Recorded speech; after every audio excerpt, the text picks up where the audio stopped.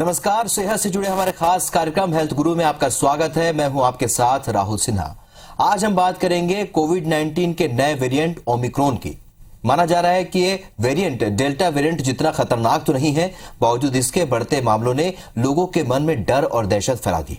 ये वैक्सीन की immunity cross कर संक्रमण कर रहा है। ये कोरोना से ठीक हुए मरीजों को भी होने में सक्षम है। ये जिस तेजी से फैल रहा है, ओमिक्रॉन को लेकर मन में कई तरह के सवाल हैं। क्या है इसके लक्षण और बचाव, इसी पर आज हम बात करेंगे। तो चलिए कार्यक्रम की शुरुआत करते हैं।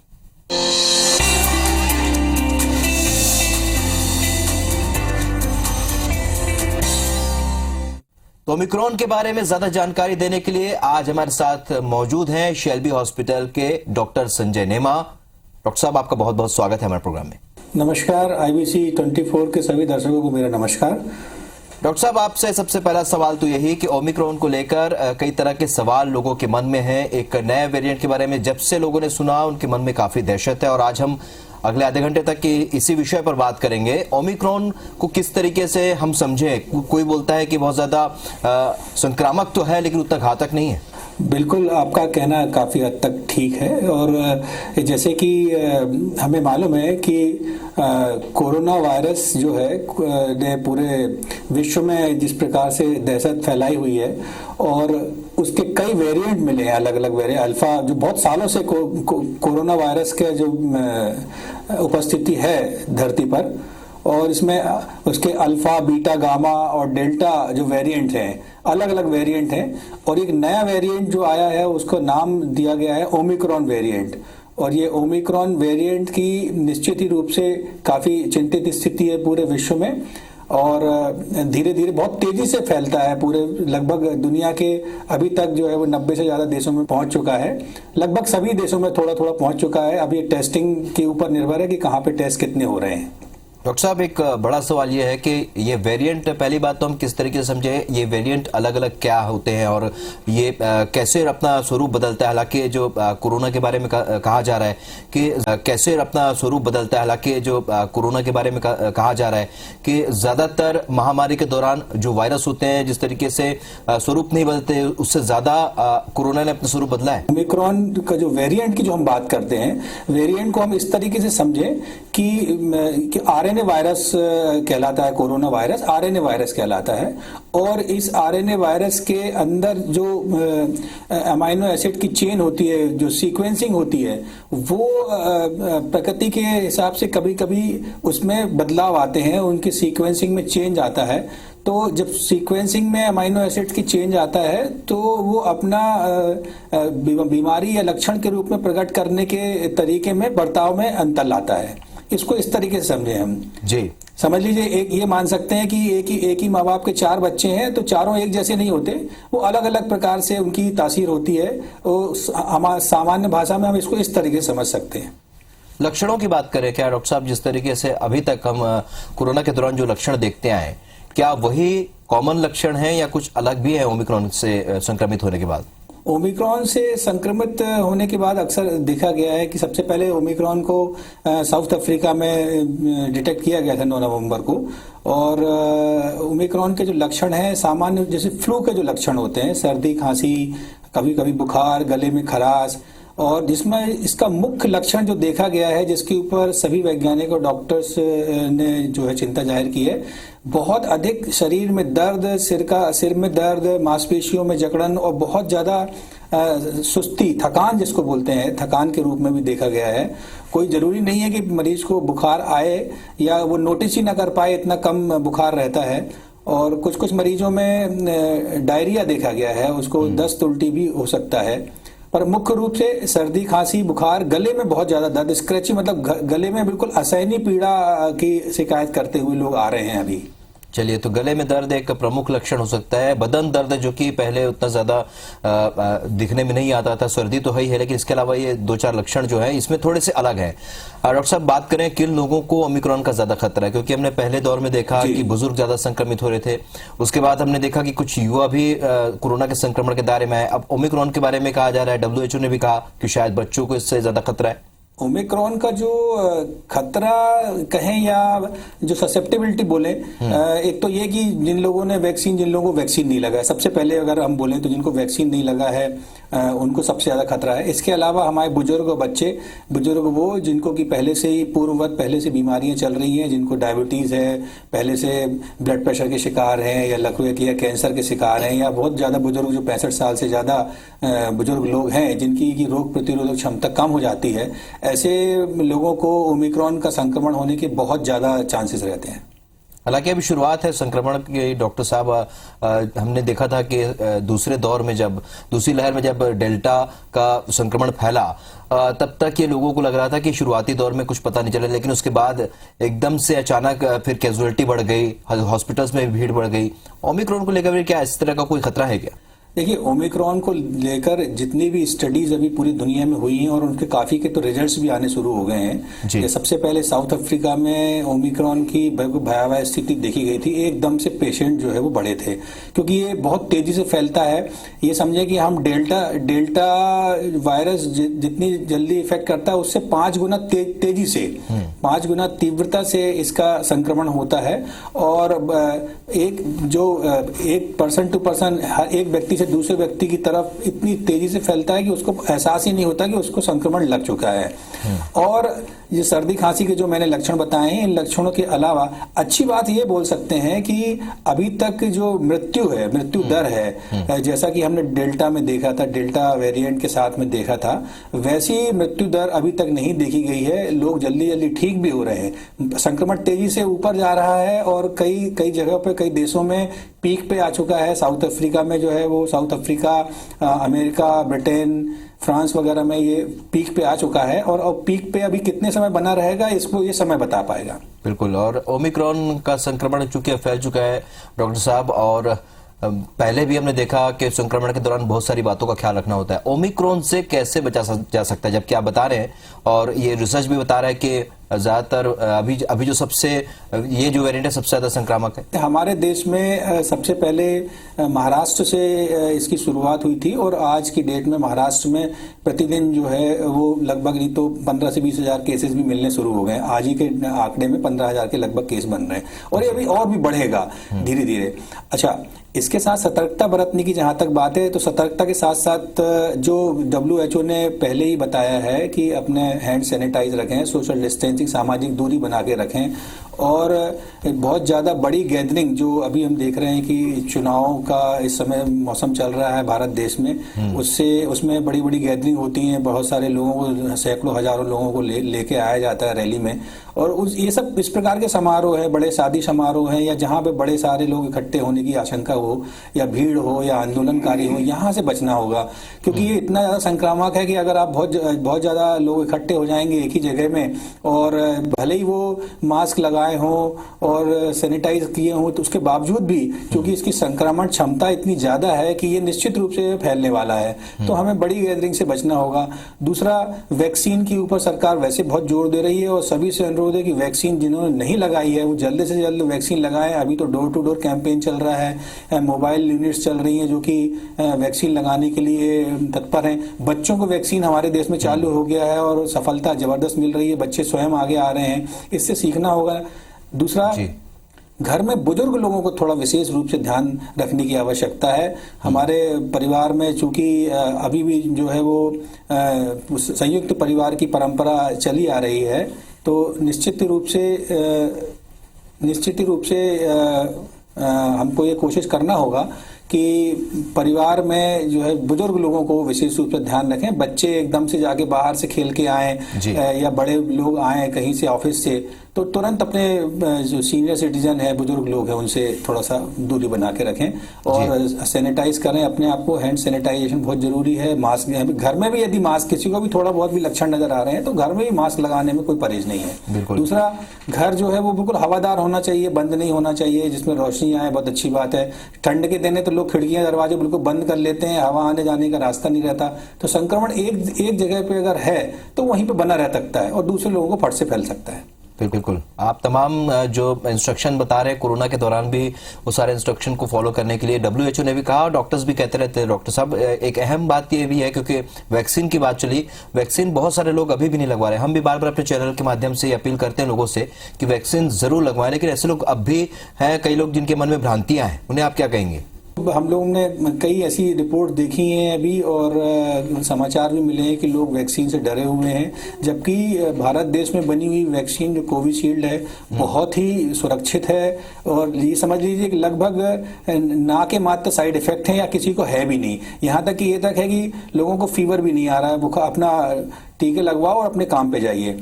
और सरकार ने इतनी व्यवस्था की हुई है कि मतलब मैं तो समझूंगा भारत जैसे इतने विशाल देश में, जहाँ की भारत जैसे देश में दुनिया के लगभग 25 से 30 देश समा सकते हैं, इतने बृहद पैमाने पर वैक्सीनेशन होना ये अपने आप में वाकई चमत्कार और आश्चर्यचकित करने वाला है। लेकिन इतने लोगों, करोड़ों लोगों को वैक्सीन लगने के बावजूद भी अगर हम कुछ लोगों को नहीं समझा पा रहे हैं तो मैं समझता हूँ कि इसमें थोड़ा फेलियर मानना पड़ेगा। बिल्कुल, और लोगों को भी समझना होगा कि वैक्सीन के लिए आगे आए, जो भ्रांतियां हैं, जो डर है लोगों के मन में कि शायद वैक्सीन लगने के बाद उनकी तबीयत खराब हो सकती है, उन्हें कुछ हो सकता है, उन तमाम भ्रांतियों से आगे निकलना होगा। डॉक्टर साहब, इस चर्चा को हम आगे बढ़ाएंगे, आप हमारे साथ बने रहिए और लौटेंगे तो ओमिक्रॉन के बारे में कुछ और चर्चा करेंगे।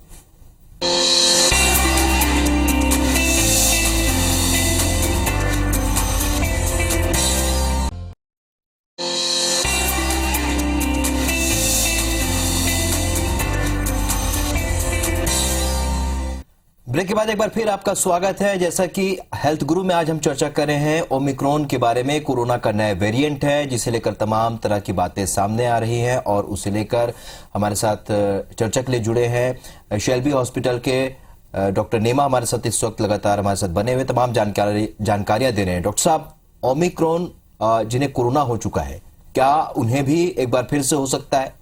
बिल्कुल, ये बहुत महत्वपूर्ण प्रश्न पूछा है आपने। निश्चित रूप से उनको ओमिक्रॉन का संक्रमण हो सकता है, क्योंकि ओमिक्रॉन अपने आप में जिसको हम वेरिएंट बोल रहे हैं और इसको WHO ने वेरिएंट ऑफ कंसर्न बताया है।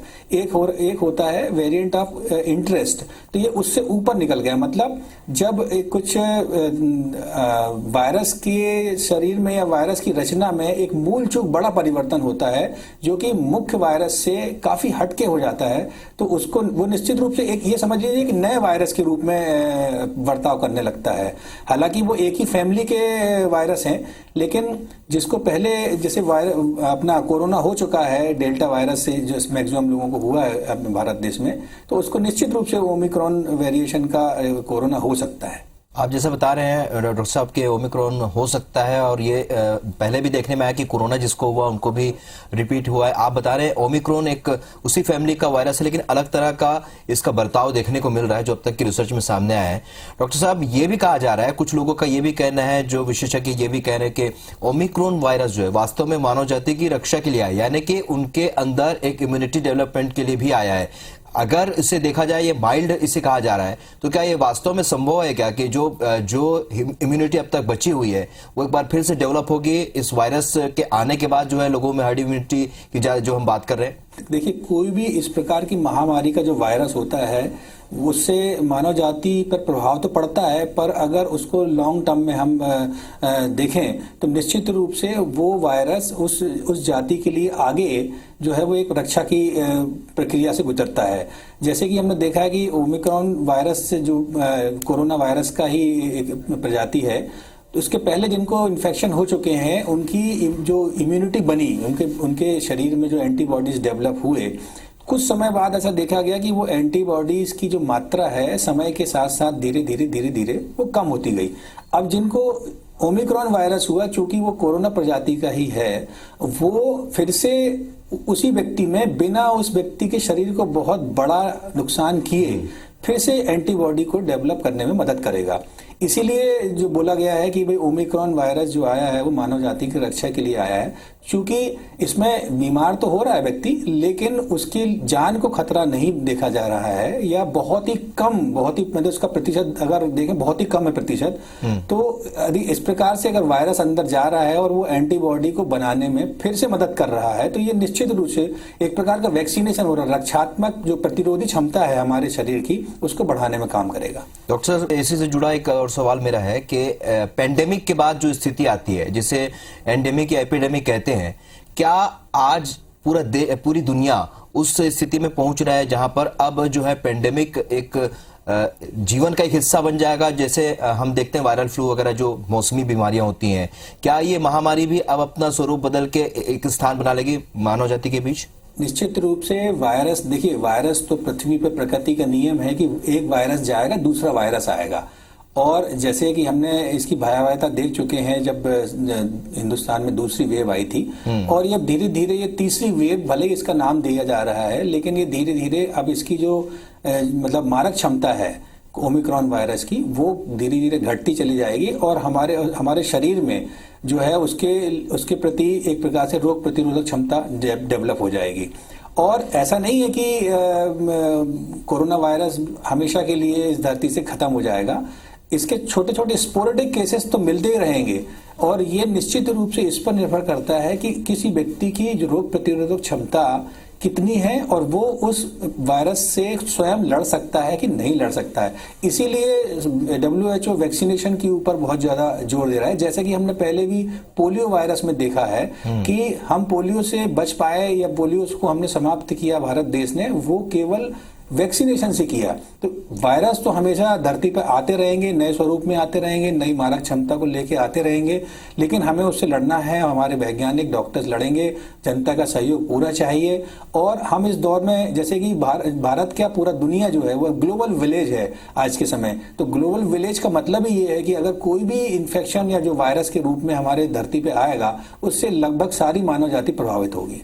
बिल्कुल। और जिस तरीके से आपने एक बार फिर कहा कि वैक्सीन को लेकर WHO बार बार कह रहा है कि वैक्सीन जरूर लगवानी चाहिए। डॉक्टर साहब, एक जो लोगों के मन में जो संशय होता है, लोगों को ये लगता है कि कहीं स्टडी में भी ये सामने आया, आजकल कई लोग गूगल भी कर लेते हैं और अपनी जानकारी जुटाने की कोशिश करते हैं।